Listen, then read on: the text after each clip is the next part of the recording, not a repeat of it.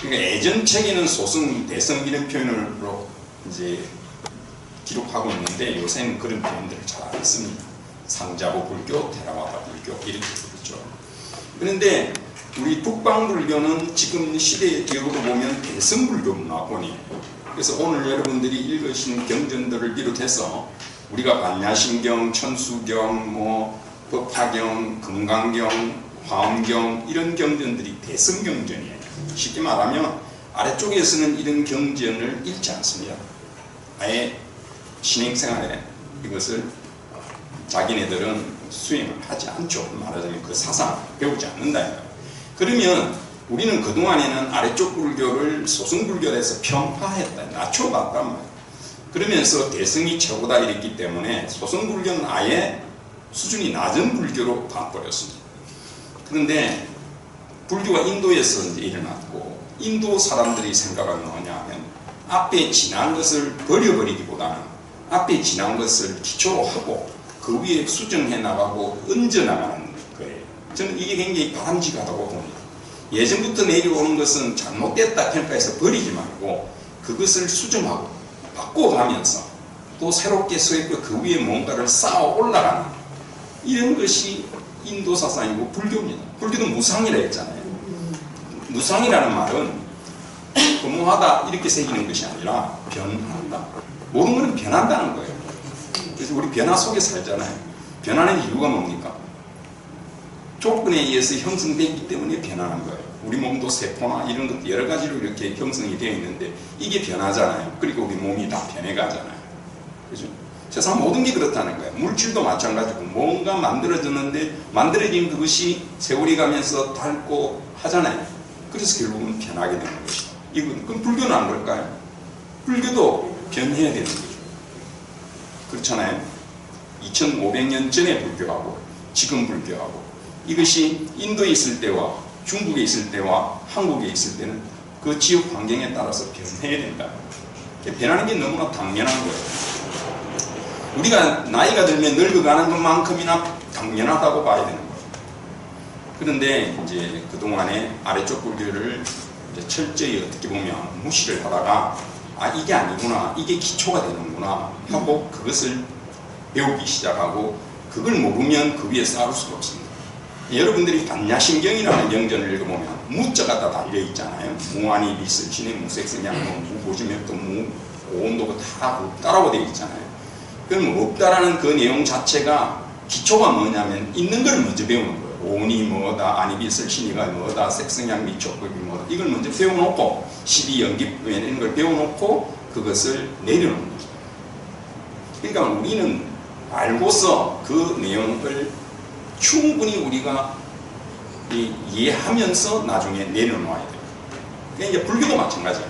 아무것도 모르는 상태에서 이것저것 막 그냥 경전들이든 책이든 이런 거를 마구잡이 집어넣어 놓으면 그게 나중에 내 안에서 소화가 안 돼요. 소화가 되면 다행인데 그러려면 어떻게 되느냐면 기본적인 것을 차근차근 배워나가야 된다는 거예요. 그렇게 보다 보면 여러분들이 기본적으로 알고 있는 그 내용에 대승불교는 나중에 얹은 거예요. 자, 불교의 역사를 보면 부처님 당시에서 부처님께서 인멸하고 나신 후 100년까지를 우리가 초기 불교라고 합니다. 가장 기본적인 불교다라고 말이죠. 그러다가 이제 100년 후쯤 되면 파가 나뉘는데 우리가 이제 북파불교다, 파가 나뉘다. 요새도 뭐 우리가 보수, 진보 이런 말을 쓰잖아요. 진보가 있고 보수가 있겠죠. 보수는 어때요? 전통을 지키는 거잖아요. 한자 말로도 지키고 방어한다는 것입니다. 이건 나아간다는 것이고 이 두 개 다 존재해야죠. 같이 있어야 되는 거예요. 그런데 가장 중요한 환경에 자 우리가 보면 남쪽에 이렇게 이제 이렇게 해서 뭐 한국이 있고 일본이 있고 이러면 이쪽 지역, 아래쪽 지역은 아열대 지방이라고 그러죠. 아열대 지방. 그러니까 환경이 비슷한 환경이에요. 그리고 옷을 입어도 얇은 옷을 입으면 되고, 그죠? 이 전통이 서역을 통해서 중국을 거쳐서 한국으로 들어오고 일본으로 들어가면 이쪽 불교는 대승불교 문화권이다. 그런 데 있죠. 근데 이쪽은 어때요? 아열대 지방이 아니라 환경 자체가 완전히 다르죠. 추운 지방이니까 옷을 입어야 되고, 모든 게 다른데, 그래서 변하지 말아요. 그래서 우리 이렇게 남북으로 나누고, 요걸 대선불교, 요걸 이제 상자부불교, 이렇게 우리가 말할 수 있거든요. 됐습니다. 근데 이 진보냐 보수냐는 세월이 지나면 자연히 나누어지는 겁니다. 정치뿐만 아니고 모든 데에 진보와 보수는 존재하게 됩니다. 그래서 보수는 좀 전통을 지켜나가자 이런 쪽이고, 진보는 환경이 바뀌고 좀 바뀌었으니까 좀 더 변화하자 이런 거죠. 여기 있을 때는 어떻겠습니까? 기후도 비슷하고 하니까 전통을 지켜나가기가 쉽고 부처님 당시의 그 생활을 이어나가기가 쉬웠지만, 북쪽으로 오르면 상황이 달라졌다는 거죠. 그리고 또 하나의 차이가 뭐냐면, 부처님 당시는 인도는 사성계급이라는 계급이 나뉘어져 있었어요. 물론 부처님은 이게 브라만 계급은 아니에요. 전통 그 종교는 아니지만 그래도 구분을 하자면 성직자잖아요. 말하자면 종교인이고. 그러니까 무사계급보다는 위쪽에 있는 거예요. 그러니까 왕이 출가자에게 절을 하는 거죠. 그러니까 여러분 부처님 경전 읽어보면 빈비사라 왕이나 파사이 왕이나 왕들이 와서 절을 해요. 부처님. 그런데 위쪽으로 올라가면 어떻게 됐냐면 조금 상황은 달라집니다. 물론 처음에 출가한 스님들은 중국에서도 왕에게 절을 하지 않았습니다. 그러나 조금 지나면 왕에게 절을 해요. 황제에게. 그래서 그렇게 바뀌는 겁니다. 그래서 이제 전통을 지켜나가는 것과 좀 진보적인 이렇게 나뉘었다가, 요래 나뉘는 것을 이제 우리가 북파불교다 이런, 이 초기 불교에서 북파불교다 이렇게 됩니다. 파가 나뉘었다 해서 북파불교 이렇게 말합니다. 그럼 이때는 어떤 현상이 일어나냐면, 부처님이 계실 때는 심플해요. 지금도 사실 강의를 하든지 뭐 이야기를 할 때 간단하게 답을 할 수 있는 사람이 그 사람이 잘하는 사람이에요. 심플 이즈 베스트라는 말이 있어요. 간단한 게 지금보다 복잡하게 설명하면 자기도 잘 모른다 이렇게 말할 수 있습니다. 그러니까 불교를 어떻게 보면 간단하게 우리 생활 속에서 접목시켜서 그걸 실천할 수 있으면 제일 좋은 거죠, 사실. 그래서 이때 부처님이 계실 때는 부처님께 여쭈면 바로 답을 줘요. 그러니까 또 부처님은 수비서급이잖아요. 근기를 보고 스스로 하셨기 때문에 뭐 복잡하지 않죠. 딱 보고 네 문제가 뭐구나. 그러니까 바로 딱 답을 해주지만, 부처님께서 이제 인멸하시고 난 이후에는 이 역할을 할 사람이 없는 거죠. 그래서 이때는 부처님이 하신 말씀을 각자 해석하고 이렇게 합니다. 그러면서 흔히 말하는 불교 교리가 발달한다 이렇게 말할 수 있습니다. 이 북파불교 시대는 교리가 발달하는 거예요. 부처님만 가르침이 이게 발달하는 거예요. 교리가 발달한다는 말은 일반 대중의 입장에서 보면 어떻습니까? 너무 어려워진다. 그러면 종교의 가장 기본이 뭘까? 왜 많은 사람들이 종교를 믿을까를 보면, 불교를 왜 믿느냐는 목적 중에 어떤 게 있냐면 이고 등락 이런 말 들어봤죠. 네. 결국 뭐냐면 어떤 종교든지 간에 종교는 괴로움에서 벗어나고요. 괴로움에서 벗어나는 게 종교입니다. 근데 신이 이제 그 복이 뭐냐, 행복이 뭐냐는 각자 조금씩 달라요. 다 다르겠죠. 네. 내가 잘생긴 사람은 잘생긴 게 행복을 다시 추구할 필요는 없잖아요. 내가 이미 잘생겼으니까. 근데 내가 이미 돈이 많은 사람은 어떻습니까? 다시 돈을 더 크게 많이 추구할 필요는 없는 거죠. 그러나 그게 없는 사람에게는 그게 행복의 조건이 될 수 있는 거예요. 각자 다르죠. 그것처럼 각 종교도 어떤 것을 자기네 행복으로 삼을 것이냐는 다른 겁니다. 그러니까 뭐 천국을 믿는 사람들은 천당에 가는 것이 행복일 수 있고, 또 뭐 윤회를 믿는 사람은 또 더 나은 삶으로 나아가는 것이 행복일 수가 있고, 다 다르겠죠. 그거는 차이가 있다. 그런데 교리가 발달하면 일반 사람들은 행복이란 말이죠. 행복. 그러니까 가장 현실 속에서의 행복을 갖고 싶던데 교리가 이렇게 발달하면 그건 배운 사람들만 할 수 있다. 왜 불교가 힘드냐면 용어 자체가 다 한자말이에요. 한자말.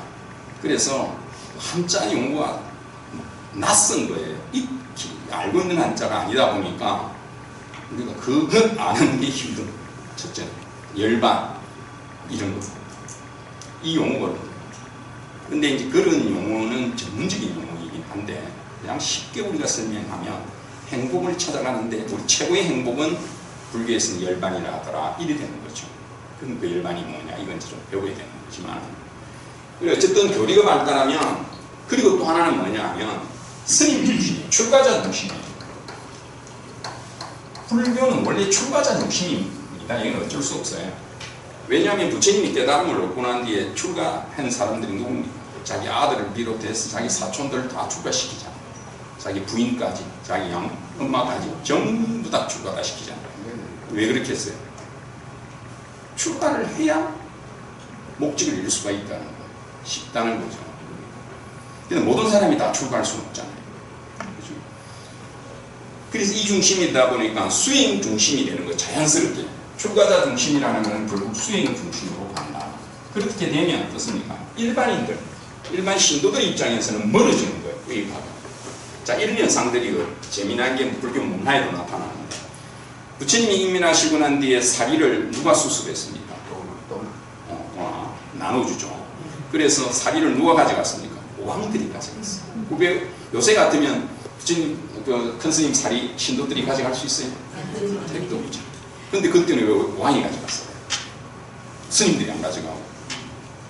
그거는 스님들은 무소유였기 때문에 가져가봐야 할 수가 아무것도 할 수가 없지만 왕은 권력을 가지고 있고 재력을 가지고 있으니까 그걸 가지고 가서 요새 말하면 내거리 큰 데다가 탑을 크게 세울 수 있는 사람은 왕밖에 안 되는 거예요.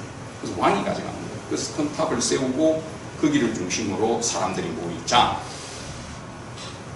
부처님이 그리워지기 시작했단 말이죠. 부처님 임면하셨으니까. 그러면 이분들이 나중에 어디 가겠어요? 탑에 가죠. 부처님 사리가 모셔진 탑을 가니까 우리도 보면 뭐 묘에 가서 한 번씩 하소연하기도 하고 그러잖아요. 부모님 보고 싶으면 묘에 가고 이런 것처럼 그 사리탑이 결국 요새 말하자면 묘잖아요. 왜 거기 가는 거예요? 근데 그 관리를 누가 했냐면 스님이 한 게 아니라니까. 스님은 사찰 안에서 수행 중심이니까 수행을 하고 그건 누가 관리했냐면 결국 왕들이 관리하고 있어요. 그래서 그 큰 탑을 만들 때 나중에 왕들이 그 탑을 만들고 지장하고 이랬고 그리고 거기를 중심으로 산 신도들이 모이니까 거기를 또 이제 관리하는 사람들이 나오겠다. 그래서 그걸 이제 법사라는 말로 표현하게 나온다. 법사다. 이렇게 이제 요새 우리가 말을 하죠. 법사라는 말로 좀 관리해 나가는 거예요. 거기에서 이제 지금도 여러분 산치대탑이나 이런 데 가보면 그 울타리가 있거든요. 이렇게 있으면 울타리가 네 군데가 있어요. 문이 있고 울타리가 이렇게 쳐져 있는데 이 문과 울타리에 부처님의 일생이나 부처님의 전생을 조각해놨어요. 마치 우리가 절에 가면 왜 대웅전이나 외벽에 보면 신무도라든지 그림들이 그려놨잖아요. 근데 옛날에는 거기에 스님이 설명을 해주시고 그랬어요. 요새는 큰 절에는 뭐 문화 해설사 이런 분들이 해설해 주지만 옛날에 스님들이 다 해설을 해줬어요. 그게 일종의 그 포교 수단도 되는 거예요. 오는 사람들이 가르쳐 주기도 하고 배우기도 하고 그것처럼 이 사리탑 중심에도 그런 일이 일어났을 것이다라고 보는 거죠. 실제로. 그래서 거기에서 누군가가 리더가 되고 신도들이 그게 모여들기 시작하는 거죠. 또 하나는 뭐냐면 이 인도라는 사회 자체가 이제 변화되면서 부처님을 신격화하는 작업이 일어납니다. 그 당시에 인도에 이제 대서사시라고 하는 그 작품들이 나오는데 그 작품들이 보면 라마야나라고 하는 작품, 또 마하바라타 이런 작품들이 있어요. 근데 거기 나오면 신들이 인간으로 나타나서 활약하는 모습들이 그려집니다. 그러면서 자연스럽게 이 땅에 오셨던 부처님도 그 신처럼 모시는 거예요. 신격화가 일어나는 거죠. 그런 작업 속에서 부처님은 점점점 신처럼 모셔지게 됩니다. 우리가 32길상 이런 것들도 많은 오해를 하기 쉬운데, 부처님이 이 땅에 오실 때 32길상을 갖추었다 이렇게 말은 하지만 그 중에 불가능한 게 하나 있습니다. 어린애로 왔을 때 32길상을 갖출 수 있는 게 40치아상이에요. 부처님 치아가 몇 개? 40개였다고 해요. 부처님 치아가 40. 지금 우리가 치아가 몇 개죠? 32개. 아세요? 32개인데 부처님 40개라고 하니까 지금 얼마나 많은 치아를 갖고 계시겠어요? 그 어린애가 태어나자마자 그걸 가질 수는 없겠죠. 그러니까 그런 내용들은 우리가 부처님의 32길상을 어떻게 해석해야 되느냐 하면, 실제로 그렇다라기보다는 그 기능들을 우리가 이해해야 됩니다. 치아의 기능이 뛰어났다. 그 다음에 말씀을 잘하시는 달변가였다. 그러면 장광스다. 혀를 끄집어내면 이마에 닿았다. 그렇죠. 그렇게 이제 표현돼요. 손이 무릎을 완전히 써서 이런 건 포용력을 말한다. 손을 이렇게 포용할 수 있는 그런 식으로 우리가 이해를 해야 되는 거죠. 어쨌든 출가 중심으로 교리 발달이 국가 불교 시대에 일어나면서 교리가 발달하자 여기에서 새로운 불교 운동이 일어난 게 이게 대승불교라고 하는 새로운 불교 운동이다. 그러니까 시기적으로 보면 초기불교, 국파불교, 대승불교 이렇게 나눌 수가 있죠.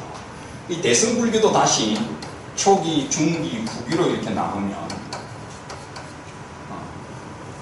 이 초기와 중기를 나누는 것은 용수보살입니다.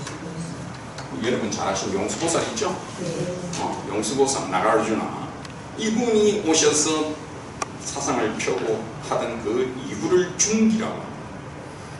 그 다음에 후기는 밀교를 이야기해요. 밀교. 그래서 불교를 시대적으로 보면 초기 불교, 국파불교, 대승불교 중에 초기, 중기, 후기 나누는데 용수보살이 오고 난 뒤에 중론, 중관사상, 열애장사상, 유식사상, 주로 이런 사상들이 일어나고, 물론 이제 여기에 시작해서 이때 이제 중국에서는 천태, 화엄, 이런 전투신앙, 선사상 이런 것들이 같이 일어납니다. 밀교는 잘 아시는 바대로 이런 형태로 흘러가죠. 그런데 이제 불교 공부를 하려면 초기 불교에서 기본적인 불교도 아까 말한 고진멸도, 온, 12처, 18계 이런 내용들, 연기법 이게 가장 기본적인 불교. 대승불교에 가면 이제 중간사상, 여기 공사상부터 시작합니다. 공사상, 중간사상, 열애장, 유식, 천태, 화엄 이런 공부를 하는 게 대승불교의 내용입니다. 여러분들이 육주도는 이걸 다 할 수는 없지만 그래도 이제 대승불교에 대해서 간단하게 우리가 제대로 이해를 해야 된다 싶어서 수박 그달 20이겠지만은 설명을 하겠습니다. 보겠습니다. 이 책은 제가 이제 가지고 있는데요. 사실은 제가 이제 여러 군데에서 대학에서도 강의하고 외부에도 강의가 굉장히 많습니다. 한때 잘 나갈 때는 일주일 꽉 수익이 다 차있다 정도로 외부 강의가 많았는데 그때 교재를 쓰려고 만든 책입니다. 그래서 이거는 붓다의 법문 가르친다고 해서 제가 설명한 불교의 가장 기초되는 내용을 실었고 이거는 대승불교의 가르침이라 해서 대승불교 교기만 실었습니다. 이 책은 사실은 아는 사람들한테는 굉장히 알려진 책이라서 그동안 10세 이상씩 다 찍은 책들입니다. 그래서 내용이 이렇습니다. 공부를 하려고 하면 대승불교의 성립과 보살이 대단히 중요한 내용이죠. 그런 것들 인도 대승불교에서 공사상, 중관, 열애장, 유식, 밀교, 중국에 들어오면 천태, 화엄, 정도, 선사상, 그 다음에 불교의 수행과 윤리가 이런 순서로 되어 있는데 저희들은 오늘 이 전체적으로 성립 전개를 설명드리고 쭉 그냥 되는 때까지 간단하게 설명해 가도록 그렇게 하겠습니다. 어렵겠지만은 대승불교를 이렇게 강의하는 데가 많지 않아요. 여러분들이 불교대학에 어디 가보면 오온이 어떻다 이런 설명들은 참 많이 하는데 대승불교에 관한 내용을 강의하는 것은 많지 않습니다. 그리고 이것을 간단하게 설명하기도 힘들고요. 그래서 전문적으로 이걸 공부하는 사람들이 강의한 유튜브 내용들을 읽기는 읽습니다만 너무 어렵기도 하고, 그래서 일괄적으로 이걸 한번 가볍게 이렇게 설명하는 이런 시간이 있으면 여러분들이 이걸 듣고서 관심 있는 부분은 더 공부하시고 이럴 수 있다 싶어서 제가 이것을 강의할까 싶습니다. 자, 그래서 아까 제가 설명드린 것처럼 초기불교, 부파불교, 대승불교, 밀교 이렇게 시작합니다. 시대를 쭉 흘러가죠. 그 다음에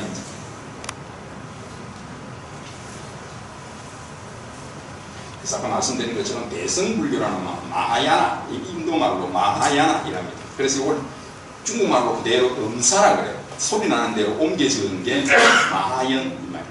마하연. 이 마하연이라는 말 많이 써요. 마하연 폭포, 마하연 절 이름 중에 마하연사 이런 절 이름도 있고 그렇습니다. 마하라는 말은 많이 탄다. 쉽게 말해서 뭐 20인성, 30인성 이런 것처럼 많이 탄다 이런 의미. 그래서 소승이라는 말은 있는 말은 아니지만 억지로 만들어서 작게 탄다 이런 표현이죠. 제가 이제 이런 재미난 우리 그 시골의 형님이 이런 말을 해요. 시골에 이제 추석 명절에 갔는데 버스가 한 대 쑥 지나간단 말이에요. 그랬더니 와 저기 부자 간다 이래요. 버스가 이제 시내 버스죠 말이에요. 시골에 버스가 한 대 지나가는데 와 저 부자 가네 이러더라고. 그래서 버스 지나가는데 왜 부자가 간다 그러니까 버스에 혼자 타고 간다는 거예요. 그 버스에 야 저 큰 차를 혼자서 타고 가니까 부자다 이게 참 위트가 있게 말하는 거죠. 그 말을 딱 듣고 제가 생각한 게 이거구나. 우리가 대승불교라고 말은 하지만 차만 같이 타는 사람이 없으면 이거는 작은 차 타고 혼자 가는 것보다도 효과가 떨어진다. 말만 대승불교지 그거를 실천하지 않고 혼자서 그 큰 버스를 타고 간다면 그건 잘못된 게 아니라 오히려 가풀해서 조그마한 차에 많은 사람들이 타고 가는 게 좋은 거 아닙니까? 무조건 대승이라는 말 그 말로 가지고 무조건 아름답게 훌륭하다 생각하면 잘못됐다. 그걸 다 머릿속에 떠올렸어요. 그래서 대승이라는 원뜻은 굉장히 좋습니다. 많이 타고 가고 함께 하잖아요. 그렇지만은 사실 우리가 대승불교라고 해서 오늘날 남방불교는 그러면 자기 중심으로 하니까 사회활동이나 이런 건 안 한다. 이렇게만 말할 수는 없다. 오해를 하지 마라 하는 이야기입니다. 그래서 여기에 보면 오늘날 소승이라 부르지 않는다. 삼자부불교, 테라와다 불교라고 한다. 자, 승립은 어떠냐 이런 이야기 있는데 이건 뭐 대개 한 1세기경쯤에는 있을 것이다 하는 이야기. 아까 제가 말씀드렸죠. 승립 배경으로 보면 인도에서는 데스사시, 마하바라타, 그 다음에 라마야나라고 하는 이런 책들이 만들어져요. 이제 신들의 이야기가 나오죠. 그래서 두스사시에 뭐 시와 위신유 이런 신앙들, 그 다음에 마하바라타의 일부입니다만 바바드기타라는 책이 있는데 그 책에 이제 위신유라는 신이 나타나서 이게 이제 세 가지를 이야기하거든요. 이 말하자면 인간이 깨달음을 얻고 하려면 어떻게 되느냐 할 때 이제 첫째는 뭐냐면 까르마 어떻게 행동을 잘하느냐 또 어떻게 진리를 잘 이해하고 있느냐 요 두 가지인데 또 하나는 뭐냐면 헌신신앙이에요. 박디신앙이라고 해서 헌신하는 거예요. 그래서 이제 다라 종교에서 막 대단히 신께 기이하고 하는 거 있잖아요. 불교도 이제 그런 없지는 않지만 어쨌든 그런 내용들이 필요하다. 박디신앙이에요. 이게 필요해요. 사실 종교를 이끌어가기 위해서는 그런 겁니다. 이런 게 있다고. 그래서 이제 마하바라타 여기 있네요. 진리에 의해서 깨달음을 얻을 수 있고 다르마 신행에 의해서 깨달음을 얻을 수 있고 근신에 의해서 깨달음을 이룰 수 있다. 이렇게 말하고 있습니다. 이제 다가와서 설명해요. 자, 재미난 게 이겁니다. 라마야나라고 하는 데스서기가 있었는데 이 마왕이 라마 왕의 아내 시다를 납치를 해갖고 스리랑카로 이렇게 납치를 했어요. 스리랑카. 그러니까 이제 라마가 자기 부인을 찾으러 갔을 때 원숭이 왕이 도와줘요. 하누만이라는 원숭이 왕이. 여기 근데 문제는 뭐예요? 성으로 가버렸으니까 넘어갈 수가 없는 거예요. 이때 원숭이 왕이 자기 부하들을 데리고서 돌을 던져서 길을 만듭니다. 돌을 메운 돌로 길을 만들어서 넘어가서 부인을 이제 데리고 오는 그런 내용입니다. 근데 재미난 건 뭐냐면 이 부분을 우리가 한번 확대를 해보면 이렇습니다. 인디아하고 스리랑카에는 바다 밑으로 길이 있습니다. 실제로. 그러니까 인도 사람들은 하누만이 실제로 돌을 던져서 이 길을 만드는 거다 이렇게 생각하는 거예요. 실제로 이렇게 밑으로 길이 있어서 배가 못 지나가는 거예요. 지금도. 지금. 그래서 인도 정부에서 지금 배가 어떻게 가야 되겠어요? 이렇게 둘러가야 이거 엄청나게 둘러가야 되는 거 아닙니까? 근데 이렇게 바로 가면 얼마나 좋겠어요? 그래서 이걸 준선하려고 그랬어요. 정부에서. 이걸 파뿌리려고. 그러니까 백성들이 다 들고 일어났어요. 신이 난 길을 네가 왜 없어?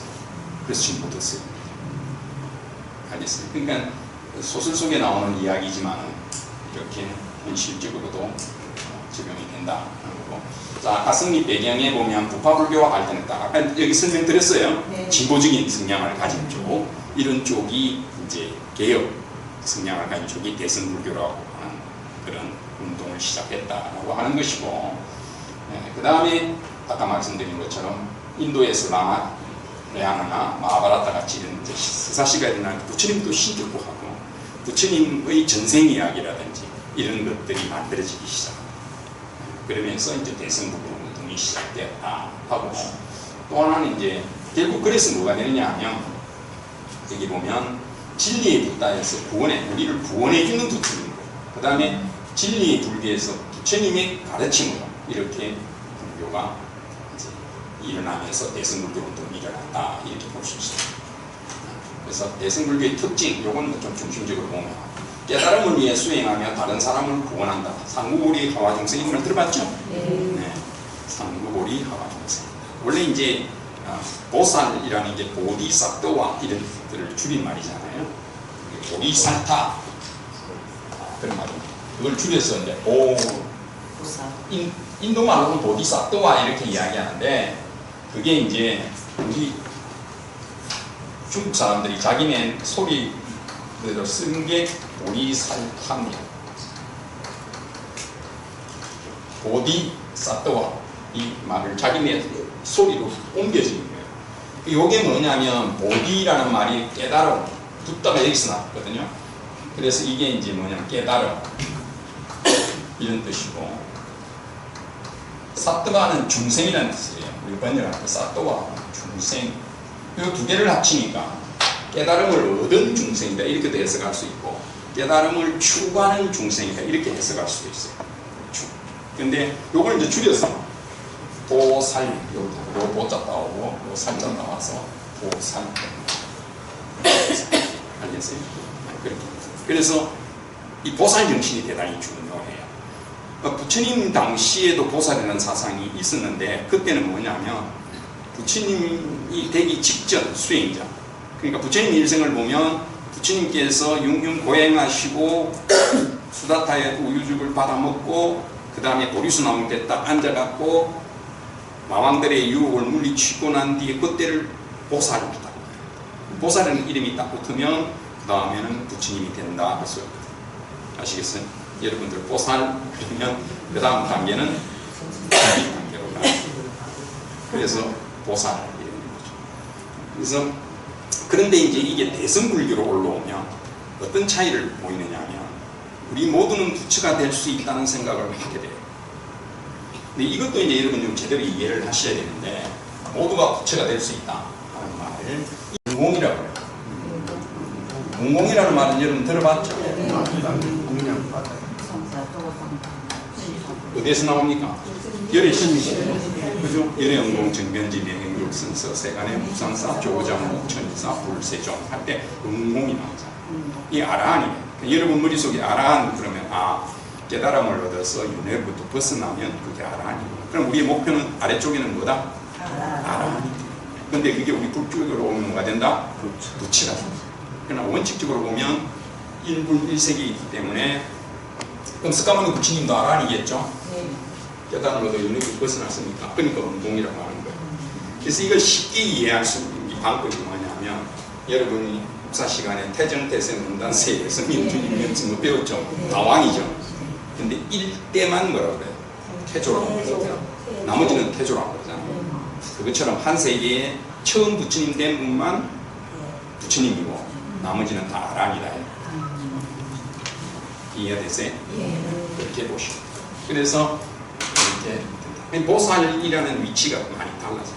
그래서 부처님이 일생에서는 보리수 나무 밑에 앉아 계실 때 그때가 보살이지만은 우리가 모두가 부처가 될 수 있다 보니까 우리도 전부가 보살이다 이렇게 말할 수가 있는 거죠. 우리도 부처가 될 수 있으니까. 대승불교 쪽에 보면 이게 확대되는 거예요. 보살이라는 의미가 확대되는 거예요. 그러니까 우리들도 다 부처가 될 수 있어 이렇게 나오면 그럼 우리도 또 열심히 하면 이게 보살이다. 보살이 뭐냐? 밑으로는 중생을 구하고 위로는 깨달음을 추구하는 거다. 그래서 대승불교 이런 보살이 치고입니다. 그 보살도 그 다음에 이제 제가와 출가를 가르치는 가르침이다. 제가자의 역할이 크다 이 말입니다.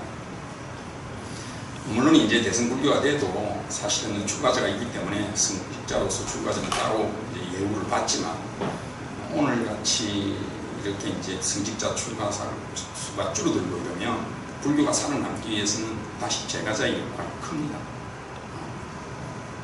그리고 이제 그랬다. 그 다음에 이제 모든 중생이 깨달음을 얻을 수 있다. 아까 말씀드렸죠. 그 다음에 부처님이 많아진다. 상신불, 법보, 보신, 하신 이렇게 그 다음에 천불, 삼천불, 만불 이렇게 되고 새로운 보살 사상이 등장을 한다. 그래서 이제 보살성이라고 하는 이런 이름이 등장을 하게 됩니다. 그래서 여러분들이 요거 정도는 기억하면 좋겠어요. 성문영각보살 한 달에 보세요. 성문영각보살 삼성이라고 그러는데 요 둘 중에 우리가 이제 성문성과 영각, 성문은 소리를 들었다 이 말이니까 그 부처님이 직접 그 법문을 들은 분들을 말해요. 그 다음에 영각성이라는 것은 연기법을 스스로 깨달았다 하는 분들이 그래 벽집을 이렇게도 하는데 그 다음에 보살성은 말 그대로 보살이에요. 이렇게 되고요. 그래서 이제 크게 나누면 아래쪽 불교하고 북쪽 불교를 이렇게 나눠보면 어떠냐 했을 때 이렇게 나눌 수가 있다. 상자부 불교는 석가모니 부처님 한 분만 부처님이라고 그랬죠. 근데 대승불교는 부처님이 이렇게 많다. 수행의 목적은 자신의 깨달음인데 대개는 중생을 제도하겠다는 것입니다. 원래 이제 상자부는 출가자 중심이지만은 대승불교의 시작은 제가 중심이었다. 보살의 의미가 말했죠. 이건 부처님의 전생이나 깨달음, 석가모니 부처님이 깨달음을 얻기 직전의 수행자를 보살을 하지만 대승불교 보면 깨달음을 추구하면서 중생을 구제하고 모든 사람을 다 우리는 보살을 할 수 있다. 그래서 이건 자리주의다. 이렇게 이제 이야기해왔죠. 이건 이제 남 중생들을 구제하니까 이타주의다 이렇게 하고 경전들이 보면 이제 우리는 한문으로 번역하면 이게 이제 아함경이라 이렇게 번역을 했는데 오니까야라고 해서 비가니까야 이게 번역이 다 되어 있습니다. 지금은 여기는 빨려로 기록되어 있는 내용들인데 경전 언어가 빨려로 되어 있고 대승불교는 산스크리트하고 한문으로 되어 있다. 이상적인 수행자가 성문영각성이라면 대승불교가 제가 보살이라고 했죠. 신앙 형태가 여기는 이론적 학문적이라면 실천적이고 신앙적 이런 내용들입니다. 그 다음에 이제 계율관이 대단히 중요한데요. 사실 이제 이 계율에 대해서는 굉장히 중요합니다. 사실은 이게 이제 우리말로 하면 윤리적인 생활이거든요. 우리 신도님들도 계를 받잖아요. 그죠? 5계라는 걸 받죠. 개수는 5개밖에 안 되는데 참 지키기는 참 어렵습니다. 뭐가 제일 지키기 어렵습니까? 5개 중에 뭐가 제일 지키기 어려울 것 같아요? 네? 여러분 생활하면서 뭐가 제일 어렵습니까? 우리 5개가 뭡니까? 사, 또, 주. 이게 5개잖아요. 생명을 죽지 않겠습니다. 이거는 뭐 실천할 수 있잖아요. 팔이 모기 정도는 좀 그렇긴 하지만 다 지킬 거라고 봅니다. 우리 신자가 뭐 이건 지킬 그렇지. 이건 안 할 수 있죠. 운명 그것도 안 해야죠. 그지 말고 뭐 서로 나눌 수도 있습니다. 많이 수긍을 하는 사이 아닙니까? 안 해도 됩니다. 안 해도 되니까 역시 우리 대단합니다. 지켜야죠. 그 5가지. 근데 이걸 자세히 보면 다른 종교와 비교해 보면 뭐 나 위에 다른 신을 믿지 마라, 뭐 부상을 섬기지 마라, 뭐 주의를 지켜라. 종교적인 내용인데 이 종교적인 내용 하나도 없어요. 하나도 없어요. 그 중에서도 술가 들어가 있어요. 이거 왜 그럴까요? 왜 술을 마시게 안 했어요? 실수 때문에. 실수도 하고 하지만은 이게 말하자면 지혜를 불교에서 중요시 여기는데 이 지혜를 막는 게 이 술이에요. 이승을 가지고 살아야 되는데 이걸 막는 게 술이기 때문에 그렇죠. 이렇게 이제 우리가 또 이제 배우는 중에 이런 배웠죠. 개정해는 배웠죠. 삼학에다가 그래서 개정해 그러잖아요. 그죠? 나중에 한국에서 오죽서 진울 스님이 정의계리사 이렇게 이제 이걸 하는데 두 가지를 아우러 닦자 이렇게 하는데 걔는 따뜨려 놨단 말이에요. 그러니까 걔는 별 따위라서 따뜨렸나 이 생각. 그 뭐라고 했냐면 걔를 안 지키면 아무것도 아니잖아요. 이게 그릇인데 그릇은 깨버렸는데 뭘 하냐고 이렇게 생각해야 돼요. 근데 요새 보면 뭐 걔를 뭐 보통으로 생각하는 분들이 많아요. 특히 대성불교다 이래갖고 뭐 방편이다 이런 말을 하는데 우리가 이 방편이라는 말도 조심스럽게 쓰는 거야. 아무나 쓰는 게 아니에요. 방편이라는 말. 방편이라는 말은 이것을 통해서 이게 이제 문이라고 할 수 있어요. 문을 통해서 들어가는 거 아닙니까? 문을 통해서. 그러니까 방편이라는 거는 깨달음을 이끌어야 방편입니다. 깨달음은 이게 이제 문으로 들어가도록 해야 방편이지. 그냥 핑계가 되면 안 돼요. 이게. 핑계가 됐어요. 방편이라는 거. 그래서 개정이야 이게 중요해요. 그래서 나중에 여러분 불교 공부하시면 정의 쌍수라든지 참 많이 나와요. 이 정의라는 말이 뭐냐면 물론 이제 그때 정은 또 조금 의미가 다르긴 하지만 어쨌든 정의 우리가 결사 이런 거 나와요. 개가 대단히 중요해요. 그래서 이 개와 율이 있는 거죠. 요거 하나 알고 가겠죠. 아시는 분들은 알겠지만 개 플러스 율 합친 게 개율이죠. 개하고 율은 다릅니다. 합쳐서 계율이라고 그러죠. 개는 다짐입니다. 뭐뭐 하겠습니다.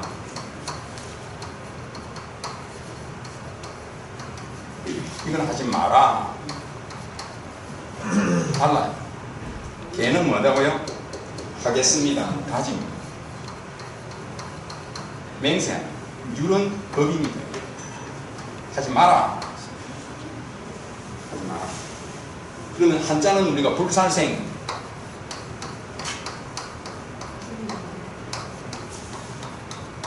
수도. 그러면 이렇게 해석하면 뭐가 됩니까? 개로 해석하면 죽이지 않겠습니다. 죽이지 않겠습니다. 율로 해석하면 죽이지 마라. 죽이지 마라. 이렇게 됩니다. 같은 한자라도 달라져요. 근데 요 율은 제가 신도에는 없습니다. 이건 출가자한테만 해당돼요. 그래서 하겠습니다. 이해가 됩니까? 네. 예. 출가자하고 제가자가 다른 점이 있고 우리가 붙여서 계율이라 하지만 제가자는 율이 없습니다. 이것만 있어요. 그럼 여러분들이 생명을 죽였어. 하지 말아 있는 다짐을 어긴 거예요. 그러면 직접적인 벌은 안 받아. 낚시를 했단 말이야. 낚시했기 때문에 니는 어떻게 한다? 벌을 받는 건 없어요. 다만 내 다짐을 내 스스로 맹세를 어긴 거죠. 그렇지만 출가자가 그렇게 하면 말아야죠. 말아요. 말아야 했는데 했잖아. 예. 그럼 여기에 해당되는 벌을 받아. 그게 다를 것 아시겠어요? 붙여서 씁니다. 그리고 그러면서 출가자들은 개를 안 받느냐? 받습니다. 이 개 중에 가장 간단한 개가 삼기개예요. 우리가 삼기개하죠? 예. 이게 개입니다. 그 다음에 5개 있죠? 그 다음에 10성계 있죠? 불교 신자님들이 이렇게 이제 공부를 많이 하시고 수행을 깊이 하시는 분들은 점점 깊어지는 거예요. 3개에서 5개 받고, 그 다음에 10가지 받고, 그 다음에 받는 게 뭡니까? 더 받는 게 보살. 10중계가 있고 48경계가 있어요. 10가지 무거운 죄가 있고 48가지 가벼운 죄가 있는데 이 속에 뭐가 있다? 고기 목적 하나가 들어있어요. 고기 먹지 마라는 여기도 없어요. 그러면 남방불교 아래쪽에 내려가면 스님들이 고기를 먹을까요? 안 먹을까요? 드십니다. 알겠어요? 남쪽의 스님들 고기 드십니다. 그 다음에 오신채 먹지 마라. 여기 있을까요? 없을까요? 없습니다. 남방불교 스님들이 오신채 먹을까요? 안 먹을까요? 먹습니다. 근데 북쪽의 스님들은 왜 고기 먹지 말고 오신채 먹지 마라 했을까요? 그게 여기에 있습니다. 보살계에 있습니다. 고기 먹지 마라. 오신채 먹지 마라. 보살계에 있어요. 그러면 우리나라 스님들 때 비구계를 갔는데 이거 봤죠? 이거 봤죠? 동시에 이것도 봤습니다. 무슨 말 알겠어요? 스님들이 이걸 받는단 말이에요. 그러니까 여기 뭐가 있어요? 먹지 말라는 것이 들어있잖아요. 그래서 스님은 고기 먹으면 안 돼, 스님은 오신채를 먹으면 안 돼. 이렇게 된 거잖아요. 그런데 이게 개입니까? 유입니까? 다집니다. 이걸 내서 벌 받는 건 아니죠. 유리는 아니잖아. 하지 말라는 건 아니잖아. 이건 없으니까. 이제 이해가 됩니까? 정리가 됩니까? 이걸 명확하게 알아요. 그러면 떳떳해야 돼. 떳떳해야 하지 말아야 돼. 내가 일반 제가 신도들도 만일에 사회생활 하지 말했는데 했어. 떳떳해? 뭔가 떳떳하지 못하지. 그렇고 참여해야 될 것 같잖아. 그러면 추가인 분이 하지 말아야 거 했어. 이걸 어긴 거잖아. 이걸 어긴 거지. 떳떳해? 그렇게 생각하면 안 되지. 다짐을 어긴 거잖아. 맹세를 어긴 거다. 요 정도는 생각을 하셔야 돼요. 정리가 좀 됐습니까? 그렇습니다. 그래서 그 말이에요. 계율관에 보면 아래쪽은 철저히 지킵니다. 지금도 오후 불식입니다. 남방불교에 가시면 오후는 불식입니다. 저녁 먹지 않습니다. 아시겠어요? 지금도 스님이 그렇게 지키고 있어요. 그리고 계율은 좀 우리가 좀 신경을 좀 많이 써야 되는데 아래쪽 스님들은 땅을 파지 않습니다. 파불직이라고 해갖고 저 율 중에 땅을 못 파도록 돼 있어요. 스님은 땅을 못 파도록 돼 있습니다. 그러니까 남쪽 스님들은 홈이 땅 파는 걸 봅니다. 근데 우리는 어때요? 스님들 다 흙밭에 이걸로 하잖아요. 그게 이제 원래 입장에는 금지되어 있는 거예요. 그러니까 현실 속에서는 맞지 않는 것들이 많죠. 이런 것들은 조금 조정할 필요가 있다 이런 생각이 듭니다. 어쨌든 그렇다. 그래서 아까 이것도 말씀드렸죠. 초기불교, 중기불교, 대승불교라고 나온다. 그죠? 농수보살, 나가르주나 농수보살이 오시면서 그때 이후로 중기대승불교라고 부른다. 이렇게 말했고, 초기 대승불교의 사상은 공사상입니다. 그러니까 여러분들이 지금 주로 공부하고 있는 반야신경, 뭐 예를 들면 건강경, 법화경, 화엄경 이런 것들은 다 초기 대승 경전들입니다. 공사상을 이야기하고 있는 거거든요. 그래서 대승불교는 공이라는 말이 무슨 말인가를 이해 못하면 안 됩니다. 공사상을 잘 이해해야 돼요. 색즉시공, 공즉시색 이런 말은 들어봤잖아요. 공이 뭘까 하는 거죠.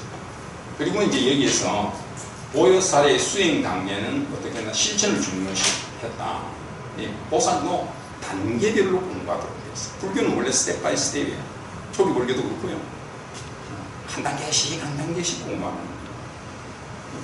근데 이제 이런 것들이 왜 중국에 가서 뭘로 깨닫는다라는 걸로 바뀔까 뭐 이런 걸 살펴보면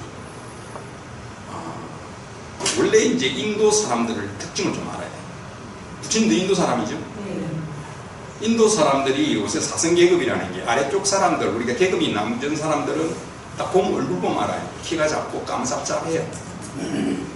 그래서 이제 인도 사람들은 자기 신분을 나눌 때 와르나라는 표현을 쓰는데 와르나라는 말이 색깔, 컬러를 이야기해요. 얼굴 보면 알아. 그러니까 딱 하면 당신 신분이 높고 낮고 재미난 게 뭔지 아세요? 요새는 좀 안 그러겠지만 둘이서 싸우잖아요. 무슨 다투잖아요. 그럼 이 사람이 지나가는 키도 크고 흰 사람은 불러요.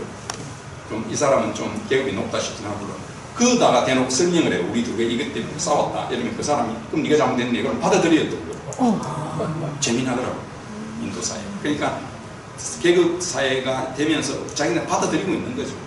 어쨌든 얼굴만 보면 아니까 색깔, 컬러라고 하는 와르나라는 걸 가지고 사성 계급을 이야기해요. 인도에서는 계급 사회가 된 거죠. 그런데 이 아리안족이 우리가 거의 아리안족. 이제 아리안족이 여기에 대해서는 이론들도 있지만 어쨌든 아리안족이 코카서스 지방에서 유럽으로 들어가기도 하고 이란하고 인도로 들어오는데 이 사람들이 키가 크고 우리가 보면 그냥 서양 사람이야. 독일 사람이 게르만 민족이 아리안족이거든요. 독일 사람. 그럼 이 서양 사람들은 되게 보면 분석적이에요. 이분법 이런 건 나누는 거, 분석하는 걸 참 잘하고 숫자에 밝아요. 근데 동양으로 오면 동양 사람들은 숫자에 좀 약해 상대적으로. 따지는 거 별로 좋아 안 하고 어지간하면 그냥 같이 가자. 하나로 이렇게 포함하려고 하는 이게 이제 동양 사람들의 특징이에요. 그런데 인도라는 것은 딱 그 아시아에 있으면서도 서양 사람의 특징과 아시아의 특징을 같이 가지고 있는 거예요. 그러니까 분석하면서도 하나로 합쳐가려고 해요. 서양 사람들은 분석, 이쪽 중국, 한국 이쪽으로 오면 통합. 그런데 인도는 다 분석을 하고 통합한다. 그게 다 따진다. 그러니까 불교 교리를 보면 굉장히 이 나뉘어져 있잖아요. 사성제, 삼법인, 팔정도, 12연기 이러면서 숫자가 딱딱딱 앞에 붙어 있는 거는 그만큼 분석적이었다. 그러면서도 그걸 하나로 이렇게 통합시키는 거예요. 그게 인도다. 부처님이 그랬다. 불교가 그렇다는 거죠. 그래서 분석을 통해서 포용하는. 그냥 우리가 뭐 이거 좋은 게 좋은 거 아니냐, 술에 들다는 듯이 물에 물타는 듯이 이렇게 하는 게 아니라 따지고 나누고 해놓고는 합칠 수 있는. 그게 대단히 중요하다. 그래서 이제 공사상이라고 하는 것도 잘 이해를 해야 돼요. 공사상. 나중에 이제 우리가 이것도 설명을 좀 해볼까 합니다만. 그러면서 불교의 수행은 단계별로 돼요. 스텝 바이 스텝. 근데 이게 이제 나중에 선종이나 이런 게 뭘로 깨닫는다. 한꺼번에 팍 깨닫힐 수 있다. 이렇게 이제 이야기를 하죠.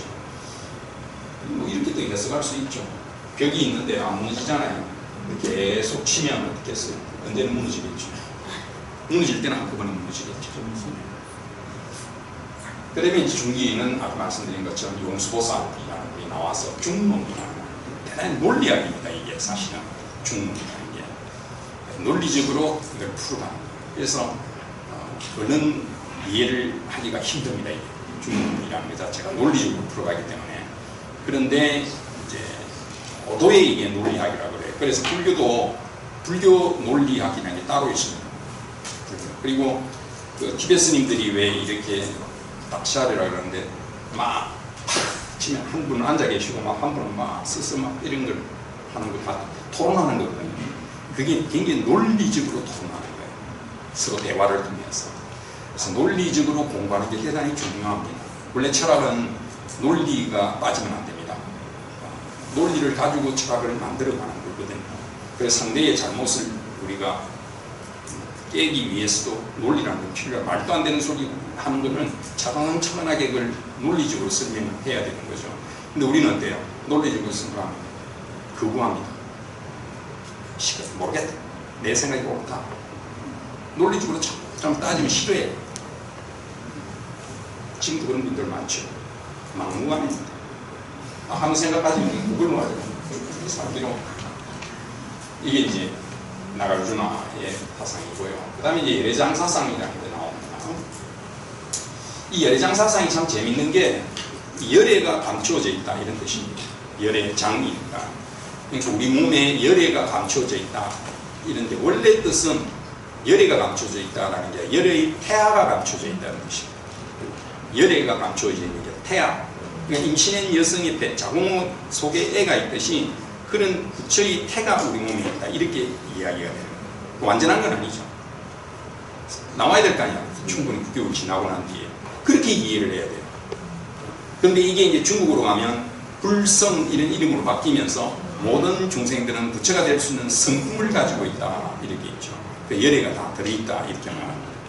조금 어감의 차이일 뿐입니다. 번역을 할 때 이제 불성으로 번역해서 넘어갔죠. 그 다음에 이제 유가학파라는 건 유식이라고 그러는데 마음을 다루는 학문입니다. 이게 굉장히 그 재미있어요. 유식이라는 건데 마음을 다루는 거예요. 불교에서는 오래전부터 이 마음을 분석을 했습니다. 그래서 아주 체계적으로 논리적으로 이걸 분석해놨어요. 그래서 서양의 정신 분석학자라든지 이런 사람들이 불교의 이 유식학을 공부합니다. 왜냐하면 마음에 대해서 이렇게 잘 설명해놨는 게 있다는 거예요. 제가 이제 14~15년째 지금 마음과 뇌라고 하는 강좌를 하고 있습니다. 동국대학교에서 이게 지금 1학기, 다음 학기에 하고 있는데 마음과 뇌입니다. 불교에서 말하는 마음하고 오늘날 뇌하고는 어떤 관계를 가지고 있느냐를 살펴보는 겁니다. 이걸 윤복합 강좌라고 그래요. 어떻게 하느냐면 불교는 제가 설명을 하고 이 뇌에 대해서는 의과대학 교수가 와서 같이 수업에 들어가고 이걸 윤복합 강좌. 굉장히 참 이렇게 돼야 된다. 윤복합이 요새 새로운 그거잖아. 해야 되는데 학교 입장에 보면 돈을 2배로 줘야 돼요. 교수가 2개 들어가요. 그래서 처음에는 둘이 주더니 처음에 그것도 모르고 그냥 그렇게 안 받았어요. 그러다가 이제 왜 그러냐고 주위에서 다 돈 주는데 그러냐 해서 무료봉사 쭉 하다가 그럼 어떻게 해야지 해서 이제 같이 들어가요. 수업 시간에. 그리고 받다가 또 언젠가부터 안 된다고 이렇게 또 들었는데 그럼 어떤 점이 좋으냐면 이분은 불교에 대해서 모르는 분이었어요. 그 뒤에서 제 수업을 듣고 그 다음에 이제 뇌에 대한 설명은 제가 이제 뒤에서도 학생은 다 같이 듣고 이러는데 10몇 년을 하다 보니까 서로 이제 배워가는 거예요. 저는 뇌에 대해서 좀 배우고 이 사람은 이제 불교에 대해서 배웠죠. 근데 이제 딜레마가 뭐냐면 자 보세요. 부처님은 벌써 2500년 전에 있다고 하시는 분이잖아요. 그 다음에 북화불교 때 마음에 대해서 연구도 많이 했는데 불교 교리는 발달해 왔지만 오늘날 과학이 얼마나 발달했습니까? 뇌과학이 발달하고 MRI를 찍고 이러잖아요. 만일에 부처님 강의를 하는데 저 뒤에 교수님이 그거 아닙니다 이러면 이제 문제가 심각합니다. 과학적으로 지금 그게 아닙니다 이러면. 그렇잖아요. 이 부처님 이야기는 옛날에 뭐 뇌를 촬영할 수 있었으니까 아무것도 없는 시절이잖아. 근데 그걸 설명했을 때 아닙니다 이러면 곤란할 텐데 이 교수님 참 신기합니다. 옛날에 저걸 어떻게 알았을까요? 이래. 자부심 다 느끼는 거죠. 유식이라는 게 그렇습니다. 그렇기 때문에 세계의 유식을 그 정신분석학자들이 유식을 공부하는 거예요. 이게 충분한 시간을 가지고 공부하면 참 재미난 게 많은데 어쨌든 그런 것들을 다루고 있는 게 유식이라는 거예요. 유식. 요가라고 있는 유식. 제가 이제 시간이 충분하지 않기 때문에 다 설명은 못 드리겠지만 이런 것도 간단하게 재미난 부분만 설명 좀 드리도록 하겠습니다. 강의를 해가면서 사실은 유식이 대단히 중요해요. 논리적인 거는 우리가 복잡하니까 그런데 유식은 좀 배워놓으면 다 우리 심리를 알면 좋잖아요. 그래서 이런 거 이게 실생활 속에 살아가는데 많은 도움이 됩니다. 자녀를 교육한다든지 사람과의 관계라든지 이런 걸 할 때도 불교의 유식학을 우리가 알고 있으면 세상을 바로 이해하는 데 많은 도움이 됩니다. 유식. 그 다음에 이제 비밀불교에서 밀교죠. 밀교도 대단히 상징성을 가지고 있습니다. 이분은 진언을 외우고 우리가 만다라라고 하는 거죠. 이 만다라라고 하는 것을 여러분들이 보시면 이게 미술치료에 해당돼요. 그리고 여러분 이 진언을 외우는 건 일종의 음악치료예요. 요새 이제 이게 학문으로 나간 게 음악치료, 미술치료 이러잖아요. 그게 다 이 불교에서 밀교 인간이 있어요. 우리가 집에 요새는 뭐 아예 집에 뭐 안 걸잖아요. 옛날에 뭐 그림이 걸려 있는데 뭐가 걸려 있어요? TV가 걸려 있죠. 그렇잖아요. 옛날에 뭐 큰 스님들 글씨 써주신 거 이런 거 글씨에 글 못하고 요새 다 뜯어냈잖아요. 아무튼 지금도 걸려 있어요. 보사님은 열심히 그걸 하시는 거라. 안 하시는 것 같아요. 그 요새는 그 자리에 TV가 있어. 대형 TV가. 그죠? 조금씩 제가 이제 어떤 이야기 요새 집에서 제사 지낼 때 뭐 방향을 어디에 두니까 뭐 이런 이야기들을 많이 하는데 하루 종일 우르르 보는 데가 뭡니까? 제일 높은 데가 TV가. TV가. 그래서 제가 이제 저 책 제일 뒤에 보면 향제를 먹는 기도법 이런 게 붙어 있는데 제가 이제 우리가 실생활 속에서 사실은 기도를 할 때 집에서 기도하는 게 쉽잖아요. 집에 매일 하니까 하다가 중간중간에 이제 나는 점이나 했던 결과를 절에 갖고 오면 되는 겁니다. 집에서는 매일 할 수 있잖아요. 절에는 매일 올 수가 없잖아요, 사실. 그래서 기도하는 방법 중에 하나가 제가 향제를 먹는 기도법 이런 게 있는데 제가 청하는 거예요. 뭐냐면 집에서 향꽂이에다가 향을 피우는 거예요. 아침마다 일어나서 향을 좋은 걸 사셔야 돼요. 그죠? 일어나면 아파트에 고기 구운 거 냄새 나는 이런 거 다 잡을 수가 있어요. 향을 피우고. 근데 우리가 향 냄새가 싫다는 건 싸구려 향을 피웠어요. 근데 좋은 향, 비싼 향을 내가 쓸 거니까 향을 좀 짧게 잘라갖고 냄새가 너무 많이 나다 보니까 피우는 거예요. 그리고 향을 피우고 기도하는 거예요. 자기 이제 하올 경전을 여러분이 오늘처럼 읽던 뭐 가세모사를 하시든 명상을 하시든 하시는 거예요. 하고 나면 요만큼 촉 안 타죠, 요거. 남죠? 요걸 버리지 말고 제하고 요런 소주잔에다가 모아. 요렇게 이렇게 모아. 이 플라스틱이나 이런 건 안 돼요. 소주잔이나 그러면 사기 있잖아요. 그런 데다 모아. 그럼 한참 이걸 한 6개월이나 이렇게 모으면 나중에 딱 여기에다가 한번 꽂아. 여기 안 꽂고 여기에 딱 하면 모아놨기 때문에 이 꽂히거든. 그럼 불을 딱 붙여. 그럼 어떤 현상이 일어나겠어? 이게 다 타야 돼. 그렇기 때문에 이게 위험합니다. 그냥 하면 안 되고 반드시 밑에다가 잔을 받쳐갖고 하면 이게 뜨거워서 손은 못 댈 정도로 탑니다. 그 다음에 이게 다 제가 되죠. 다 제가 되면 향합니다. 그러면 이제 향 제가 남았잖아. 그 다음부터는 여기다가 향을 피우면 다 타죠. 그렇잖아. 향제에는 향이 다 타거든. 밑에까지 다 타거든. 이렇게 해야 하는 거예요. 그래서 여러분 이런 것들을 이제 제가 방편이라는 말을 쓰는데 수행이 방편으로 쓰거든요. 그래서 이렇게 하면 좋겠다.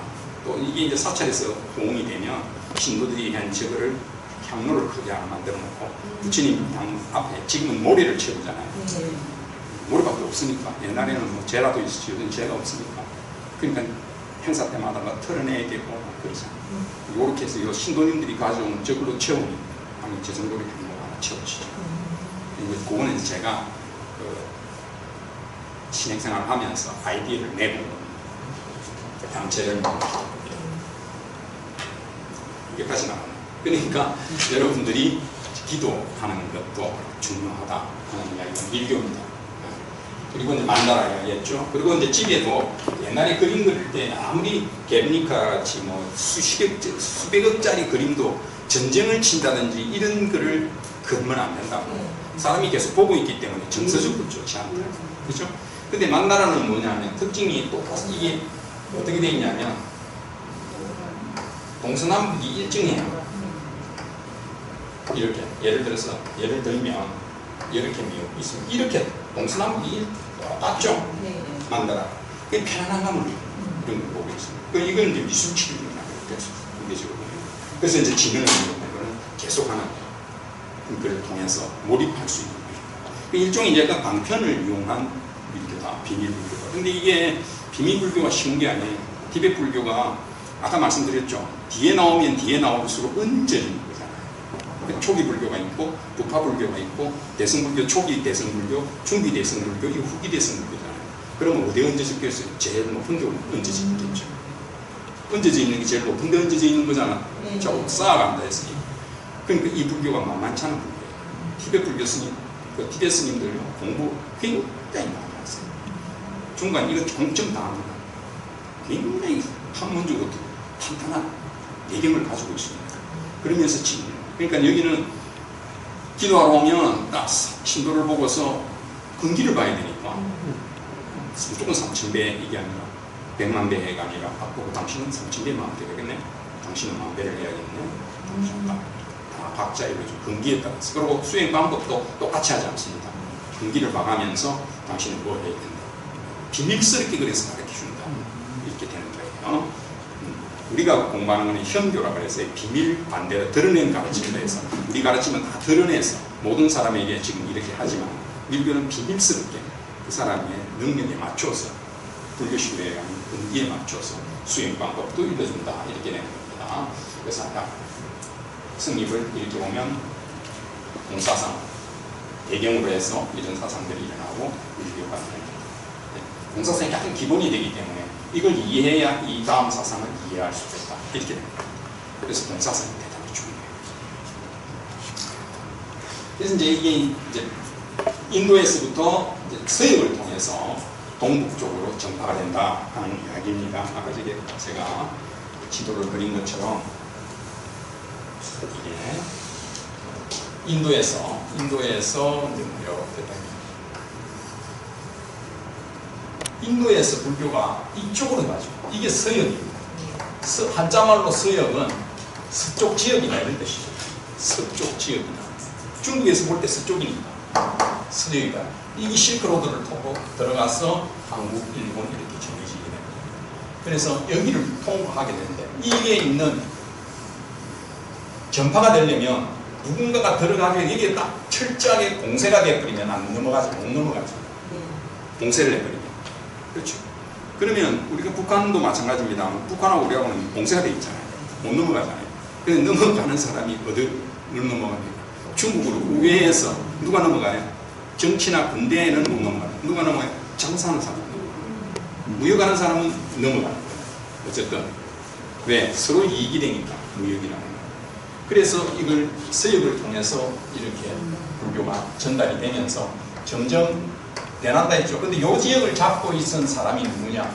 딱 이게 이제 왕조에서 딱 잡고 있었는데 이 사람이 불교를 믿었어요. 받아들였어요. 그러니까 이게 자유롭게 불교가 전달이 될 수 있는 거죠. 끊었으면 못 갈 건데 여기에서 불교를 받아들였으니까 서역을 통해서 넘어갈 수가 있는 거예요. 위협상을 통해서. 그렇게 해서 불교가 이제 동북아시아 쪽으로 전개가는 거죠. 이게 이제 그 왕조가 뭐냐면 후샤나 왕조의 가니슈카 왕이라는 왕이 길을 열어준다. 그러면서 불교가 많은 사상들하고 합쳐지면서 불교는 약간씩 변화를 가져오게 됩니다. 자, 우리가 서양 역사를 배우면 알렉산더 대왕을 배우거든요. 이 알렉산더 대왕은 불교에도 굉장히 큰 영향을 미쳤습니다. 왜냐하면 마케도니아의 왕이었던 여기가 여기 이제 아프리카가 있고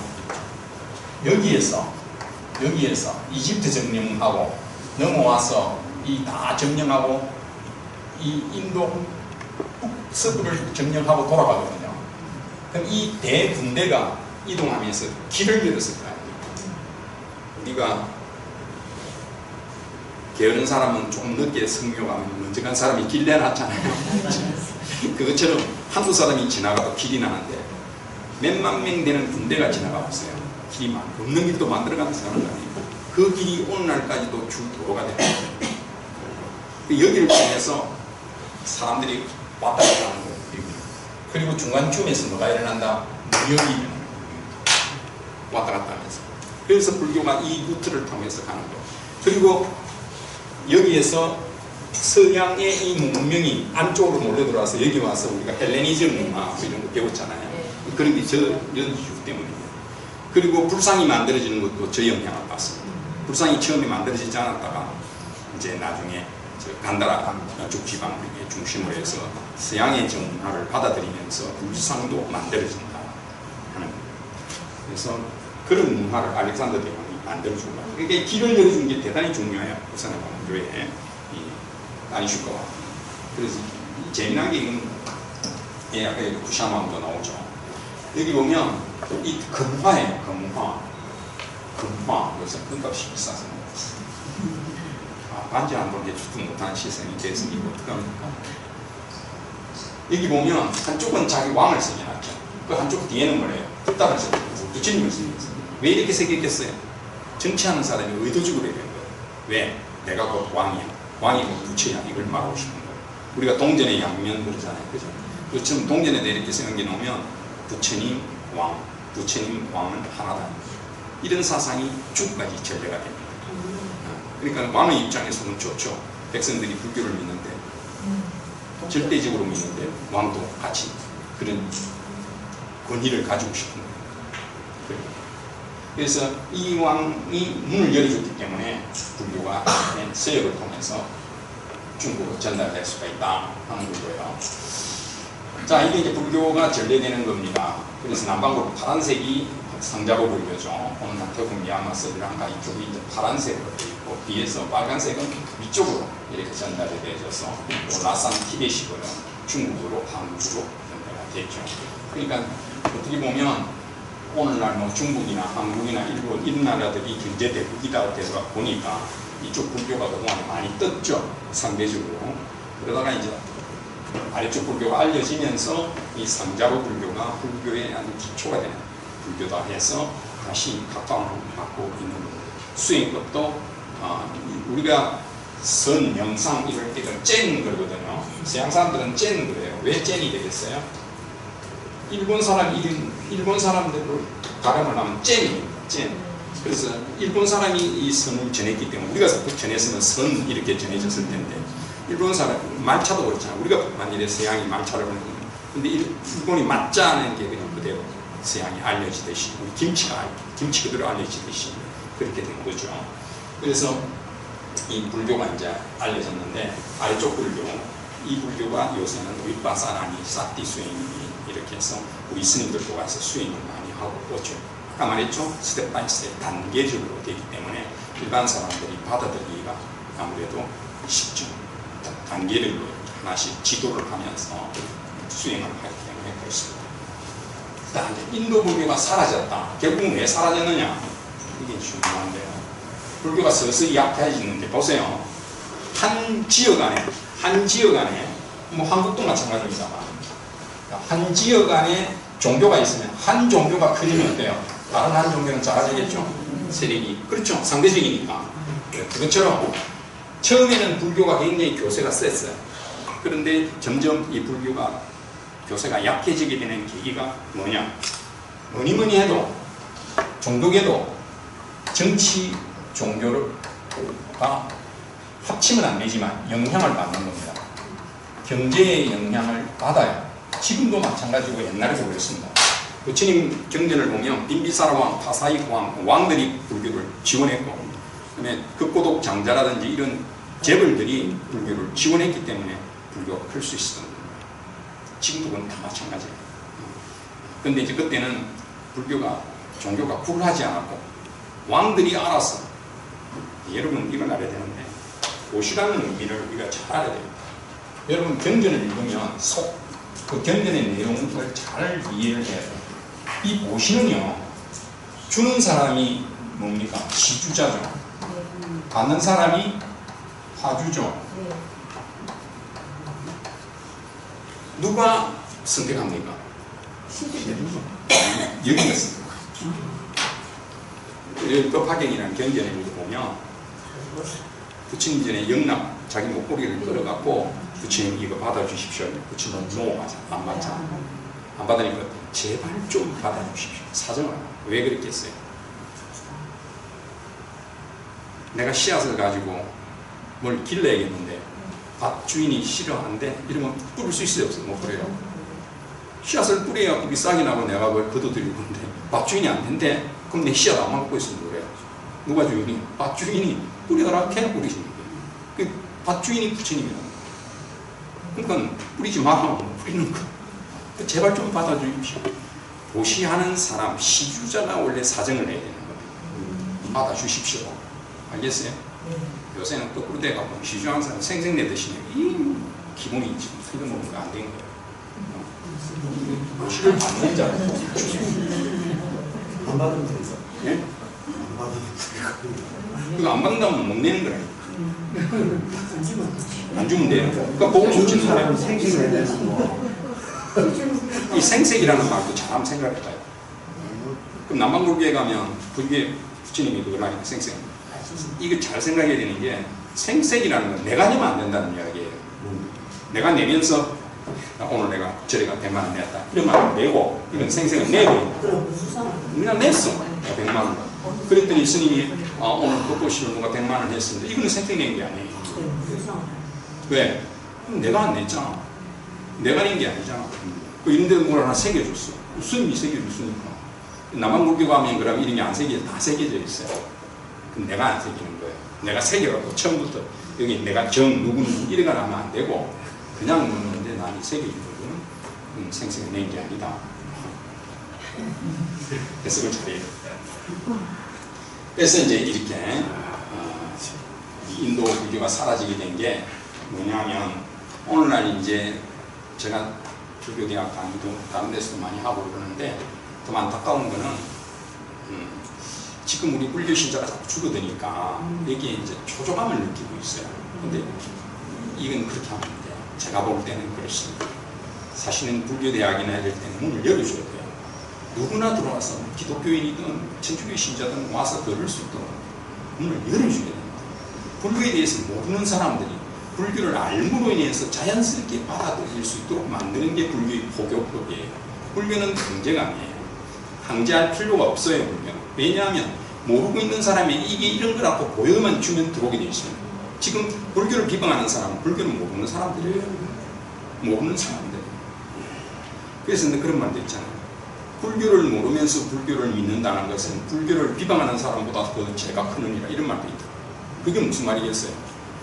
불교는 좀 안다 그러면 아상이 어깨 빡 피고 내가 내 3000배도 해봤고 내가 이런 아상을 피는 분들이 계시는데 불교 욕하는 사람들은 불교를 모르는 사람들이에요.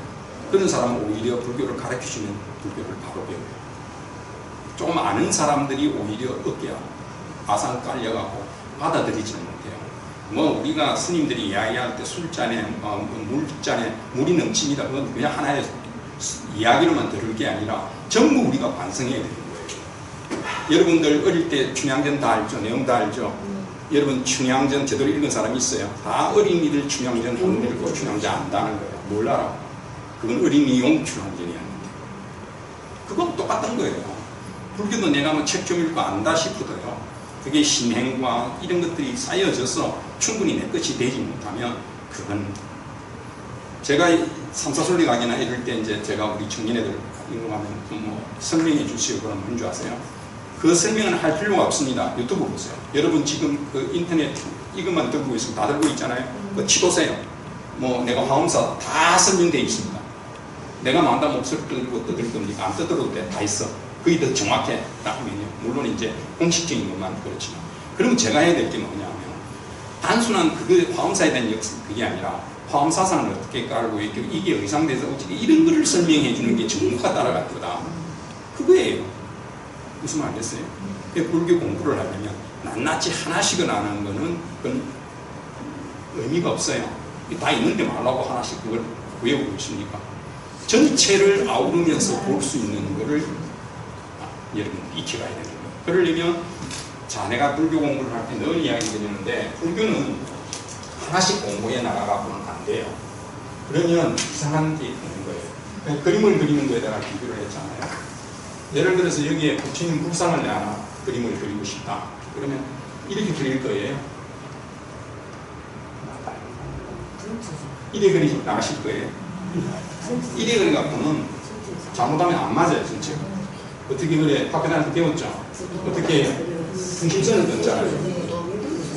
그리고 여기는 머리를 그릴 거예요. 여기는 목이고, 여기는 몸체고, 여기는 다리고, 여기는 자대야. 이래갖고 머리는 이렇게 하면 되겠지, 몸은 좀 더 작겠지, 몸체는 이렇게 되겠지. 그 다음에 자대는 좀 더 이렇게 앉는 모습은 크겠지. 자대는 이만큼 나왔어. 이렇게 해놓고 또 그 다음 다듬어 나가는 거예요. 이게 불교공부입니다. 아시겠어요? 하나부터 내가 유튜브 보니까 다더라 이래 갖고는 제대로 이해할 수가 없어요. 그러니까 혼자 공부하면 그런 문제가 있어요.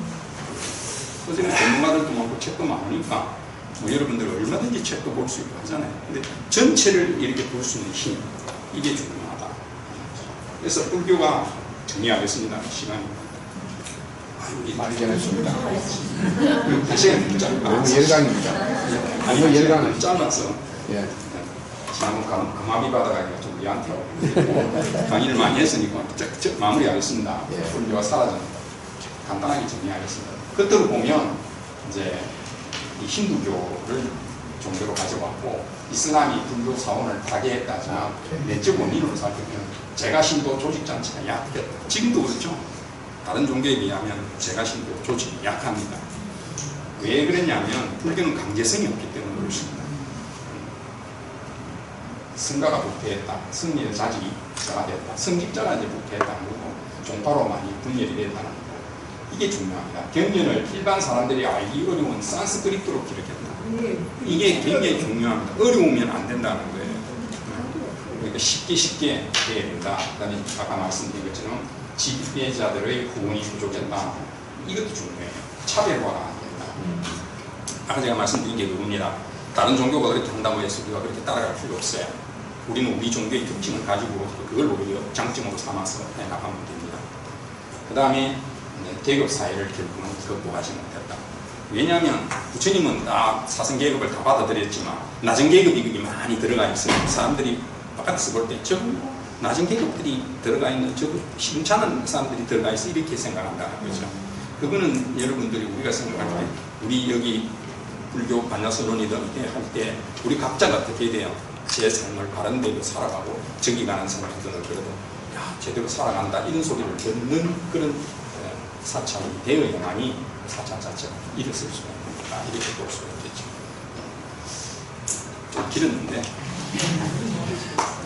아직 할 길은 많고 마음이 급합니다. 그리고 제가 여기 오면 책들을 가지고 체크하는 것 같아서 좀 그렇긴 한데 소개만 하고 필요한 사람만 사시면 됩니다. 제가 강의했던 1권, 2권 책이거든요. 이 1이 한 세트인데 지금 배우는 건 2권으로 공부할 겁니다. 공부 안 하실 분은 사지 마세요. 아예 집에 책, 저도